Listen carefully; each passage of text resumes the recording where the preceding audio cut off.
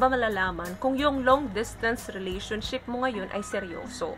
Ang isang seryosong long distance relationship or LDR ay nangangailangan ng isang commitment, common goals, and effort para ma-achieve ang lahat ng goals na ito. Isa sa paraan para malaman mo kung seryoso sa'yo ang ka-long distance relationship mo ay yung amount ng effort na ibinibigay niya para mag-work out ang relationship ninyo. Hindi lang sapat na pag-usapan ninyo kung ano yung mga plano ninyo, paano kayo magsasama. Kailangan ginagawa nyo rin ito. Make it happen. Halimbawa, may mga project na kayong mas maagang tinatapos ngayon dahil sa pagdating niya or pagpunta mo doon para ready na. So may mga ganong kayong ginagawang paghahanda. Alam mo, kapag seryoso sa'yo ang kapartner mo dyan sa long distance relationship nyo, nagde-demonstrate siya ng kanyang pagmamahal at ng kanyang affection towards you. Nag-e-express yan ng iba't ibang klase ng pagmamahal. Yung iba, minsan sa gifts, yung iba, minsan sa surprise visit, yung iba naman sa effort, papadala ng mga flowers sa'yo, madalas kanyang binibisita.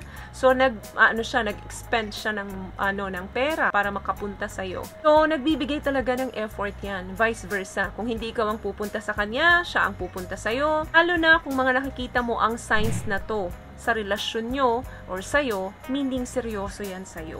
Ano yun? Number 1, regular ang pag-uusap nyo or mga text ninyo sa isa't isa. Hindi yan na parang kabuti, na kung kailan niya lang gusto, doon siya susulpot. Tapos kapag ayaw niya, bigla siyang mawawala ng walang pasabi. Hindi po ganyan ang seryosong ka-long distance relationship. Kapag seryoso ang kapartner mo sa'yo, magiging routine ka niyan. Kahit na anong busy niyan sa buhay niya o anong daming trabaho ang meron siya, mabibigyan at mabibigyan ka talaga ng oras niyan kahit na maikling text para lang kumustahin ka niya. And at the end of the day, gusto niyan kahit saglit na pag-uusap, makakausap ka niya over the phone. May mga pagkakataon naman na magmi-miss ang usapan ninyo. Pero dahil yun, masyado talaga siyang busy at ipapaalam niya sa'yo yun. Hindi yung mabibigla ka o nangangapa ka na lang bakit hindi siya tumawag, 2 araw na, 3 araw na. So, i-heads up ka niya kapag may mga ganong okasyon na mangyayari. Walang busy sa isang taong nagmamahal. Pangalawa, gagawa yan ng mga efforts or mag-spend ng money sa'yo yan para lang mabisita ka niya ng mas madalas. Kapag mahal mo yung isang tao, of course, gusto mo, palagi mo siyang nakikita. Dahil long distance na nga kayo eh. Hindi na kayo regular na magkasama. Kaya yung pagbisita niya sa'yo ng madalas, gagawin niya yun. Pangatlo, at kapag magkasama kayo, ini-enjoy nyo yung mga oras na magkasama kayo. May mga common interest kayo na napagkakasunduan nyo. Pang-apat, madalas nyong pinag-uusapan kung ano yung mga goals ninyo. At hindi nyo pinababayaan na pag-usapan nyo lang yun.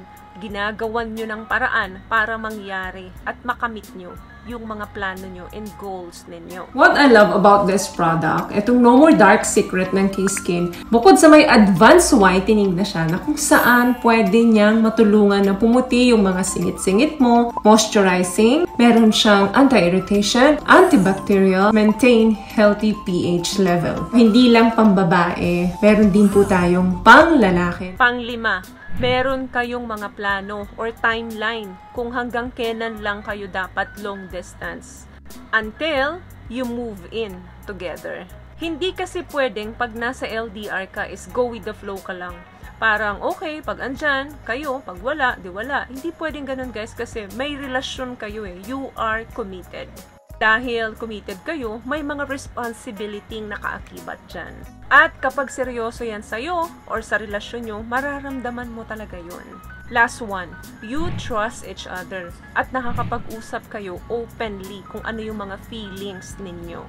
Napakahalaga guys sa isang relasyon. Long distance man yan o short distance, na komportable kayo sa isa't isa, na nagtitiwala kayo sa isa't isa. Kasi yan yung magiging foundation ng relasyon nyo. Importanteng komportable kayo sa isa't isa. Yung wala kayong mga insecurities, pakiramdam mo secure ka sa kanya. Hindi ka nahihiya na mag-open ng feelings mo sa kanya.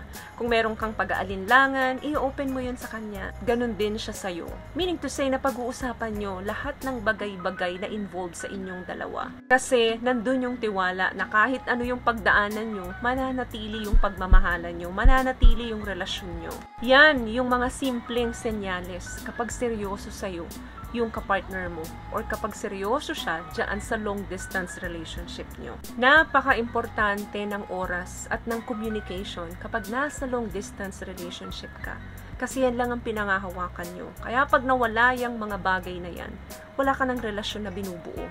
So yun lamang guys ang video natin for today. I hope may nakuha po kayong tips sa mga pinag-usapan natin ngayon. At kung nagustuhan niyo po ang video natin, pakibigyan lamang ako ng isang malaking thumbs up, comment down below, at sa mga hindi pa po nakakapag-subscribe, huwag niyo pong kalimutan i-click ang ating subscribe button, libre po iyan. Once again guys, palagi po kayong manalangin at palagi po kayong mag-iingat. Thank you guys for watching and see you on my next one. Always love yourself and be a blessing.